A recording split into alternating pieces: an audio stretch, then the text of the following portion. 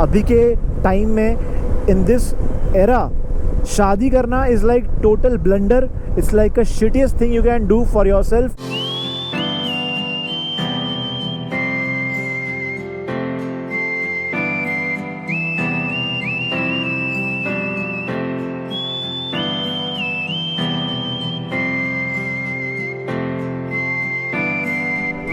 I'm getting married tonight. We wanna have sex. मैं आपको एक बात बताता हूँ. Just like cloth, food, shelter, sex is also a need. ये फोर्थ बेसिक एंटिटी है जो हर एक इंसान को चाहिए होती है.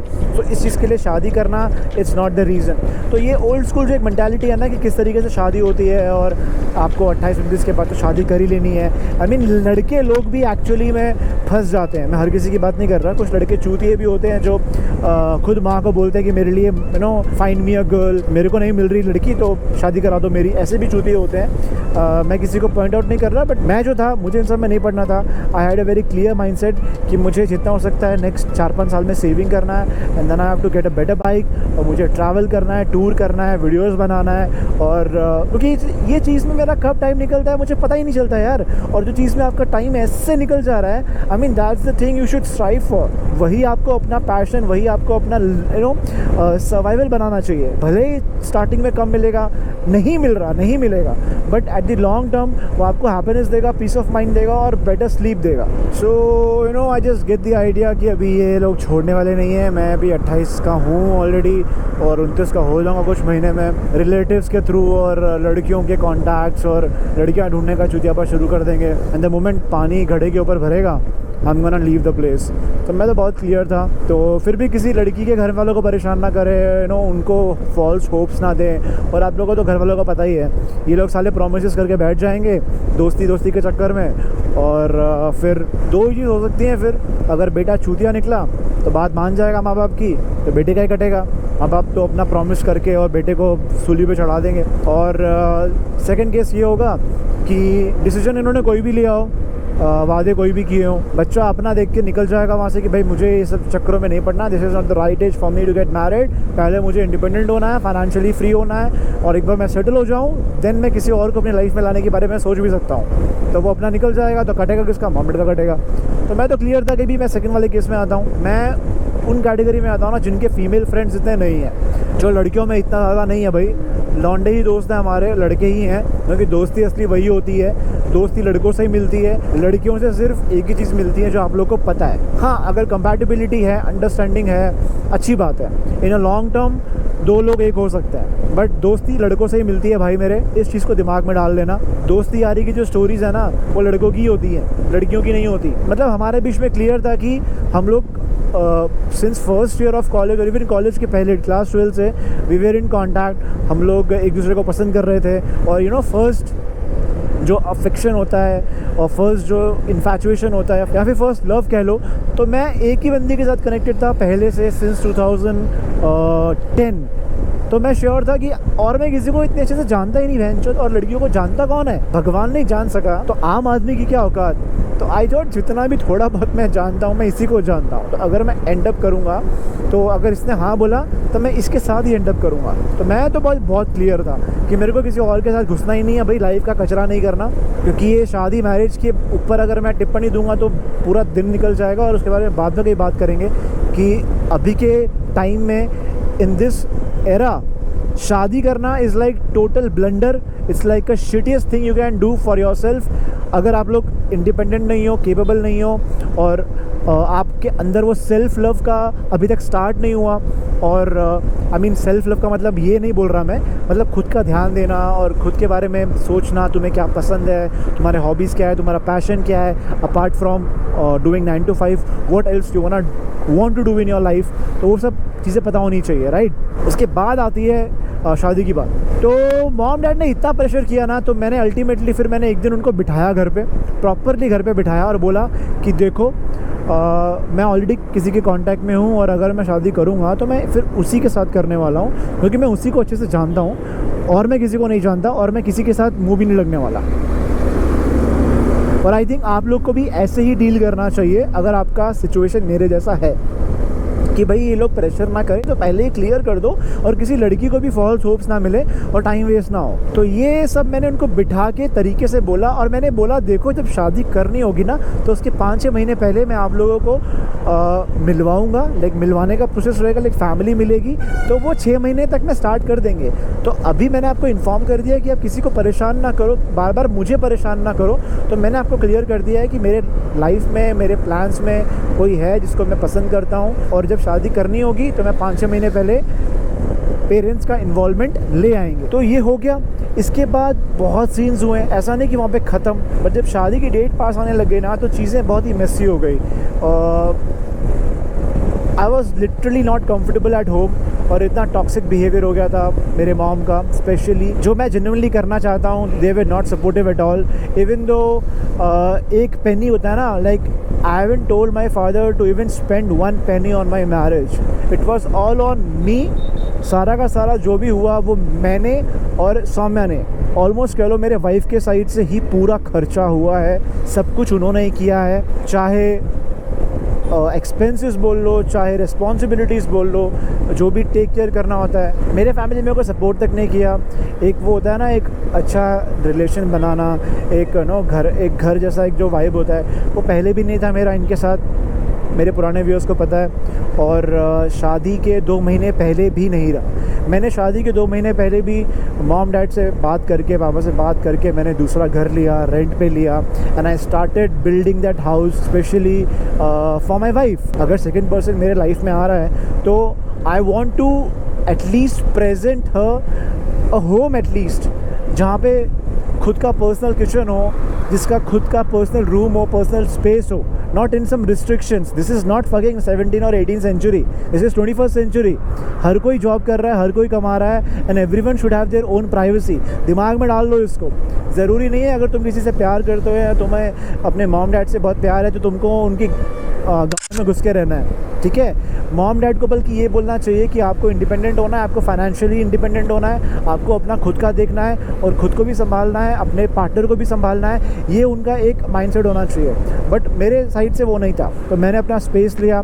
I started going alternate days, like शादी के 2 महीने पहले ही मैं हर मतलब कह सकते हैं अल्टरनेट डेज में अपने उस घर में जाता था, और मैंने सामान ऑर्डर किए हुए थे तो उनको सेट करना, घर सेट करना, जैसा घर, जो घर कहते हैं हम, जहाँ हम बैठ सकते हैं, खा सकते हैं, बैठ सकते हैं, सो सकते हैं, वो मैंने घर बनाया। इस दौरान, इस 2 महीने में मेरे मॉम डैड का एक रिस्पॉन्सिबिलिटी था कि दे शुड टेल मी कि बेटा तेरे को कोई हेल्प चाहिए, बेटा तुझे कोई सपोर्ट चाहिए, अगर नहीं भी चाहिए तो एक बार आके देखना होता है, राइट, कि घर कैसा है। किसी ने कुछ नहीं किया, no input from their side, सब कुछ सोलली मैंने किया। और जब ये सब मैंने कर दिया और उसके बाद भी मैंने कोई कंप्लेंट्स नहीं किया, कोई एक्सपेक्टेशंस नहीं रखा, एंड एट द लास्ट जब शादी की बात आई तो सब कुछ अच्छे से हुआ। Like they were doing their part, their formality, at the same time they were telling कि this is the last time we are even going. इसके बाद से तो हम लोग अपना पार्ट करने वाले भी नहीं है। I mean I don't understand, तुमने 1 रुपया नहीं खर्च किया, तुमने बेटे को हेल्प नहीं किया है घर सेटल करने में, तुमने उसके ड्रीम्स के बारे में नहीं सोचा, तुमने उसके चॉइसेस के बारे में नहीं सोचा, सेकेंड पर्सन कोई बाहर से आ रहा है उसके बारे में नहीं सोचा, and now you are saying कि हमारा पार्ट हो गया, नाउ वी आर डन, इसके बाद से हमें कोई लेना देना नहीं है, this is the last time we are going. जो वो लोग शादी में जा रहे थे मेरे साथ, तो एनी हाउ हमारा शादी वादी हुआ, मैरिज हुआ, फिनिश हुआ, and that was actually an escape route for me. और देखो हिमालयन पे टॉप बॉक्स डोमिनोज वाला लगा के जा रहा है। तो वो सब होने के बाद हम लोग घर आए, एंड उसमें भी शॉकिंग कि ये लोग मेरे को छोड़ के चले गए। एंड देन फाइनली मैं और मेरी वाइफ, हम लोग वहाँ पे शादी के रिचुअल्स फिनिश करके फ़्लाइट से हम जहाँ मैंने नया घर लिया था, हम लोग वहाँ पे आए, सेटल हुए, और वो घर में हम 1 साल रहे, और 1 साल तक मेरा जॉब कंटिन्यू रहा। टोटल मैंने 2.5 साल जॉब किया अहमदाबाद में आके, और 2.5 साल काम करने के बाद अहमदाबाद में सडनली मेरा वो एक्सीडेंट हुआ, और उसके बाद से ना सब कुछ चेंज हो गया। लाइक जुलाई में या जून में एक्सीडेंट हुआ था, और मैं पूरा 1 महीना बेड पे था, और उस 1 महीने में सौम्या का भी जॉब चेंज हुआ जो वर्क फ्रॉम होम था, और मैंने भी सोचा कि now it's a high time. Even जो मेरा कंपनी था, जब मुझे वर्क फ्रॉम होम चाहिए था तो the thing was they cut my salary in half. Even I can understand कि उन लोग को भी एक्सपेक्टेशंस कम्प्लीटली इन ऑफिस की थी और मुझे वर्क फ्रॉम होम चाहिए था। मैंने भी ज़्यादा एक्सपेक्ट नहीं किया बिकॉज मैं ऑलरेडी एक कंपनी के साथ 2.5 साल से था and I had really very good relation with them. So what I thought कि ये बंदा देखो व्हीली मार रहा है, ओ भाई साहब क्या बात है कर्नाटका में सब भी चलता है। और जॉब चेंज होने के बाद मुझे फिर अपना करंट लोकेशन भी एक मोमेंट पे चेंज करना पड़ा और मैंने भी सोचा कि okay let's switch to places like Hyderabad और बैंगलोर जहाँ पे बेटर अपॉर्चुनिटीज़ हों और ज़्यादा आपको ग्रोथ मिले। तो उस वजह से we actually shifted to Chennai temporarily.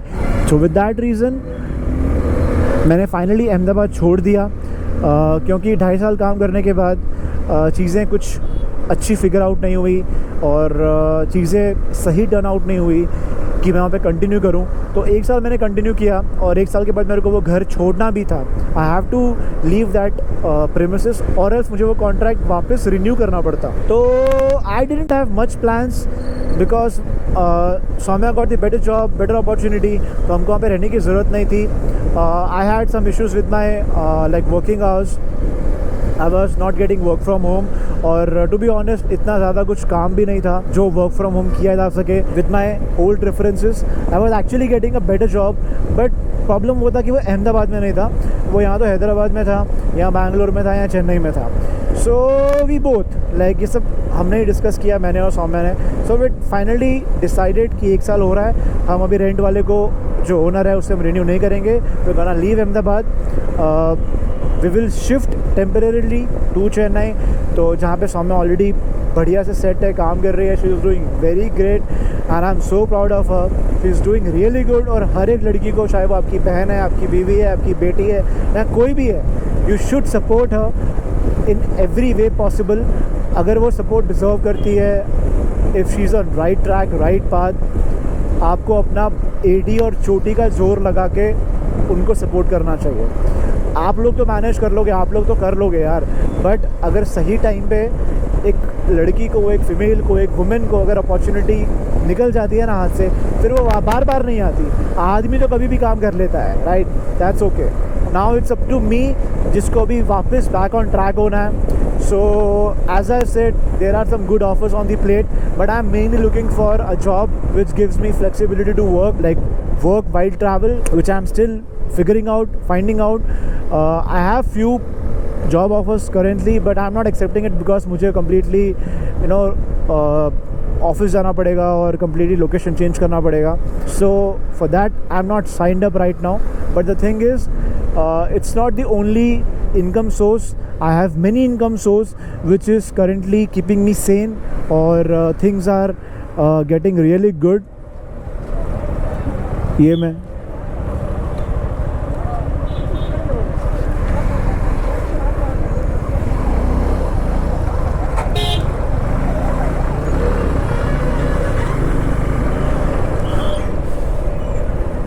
यहाँ से निकलना था, चलो बच गए।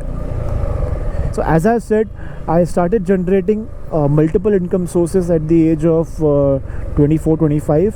तो अपना उस पर काम चल रहा है, अपना फ्रीलांसिंग चल रहा है, अपना वर्क फ्रॉम होम भी चल रहा है, तो ऐसा कोई इशू नहीं है। बट या जितना एक कंफर्ट लाइफ के लिए जीना चाहिए उतना तो ऑब्वियसली नहीं है। So that is what I am striving for कि एक अच्छा अपॉर्चुनिटी, एक अच्छा प्रॉपर वर्क फ्रॉम होम मिल जाए जो हम ट्रैवल करते करते ही कर सकें। So that's all I am looking for. But anyhow we are doing travelling, this is day 0, this is ground work.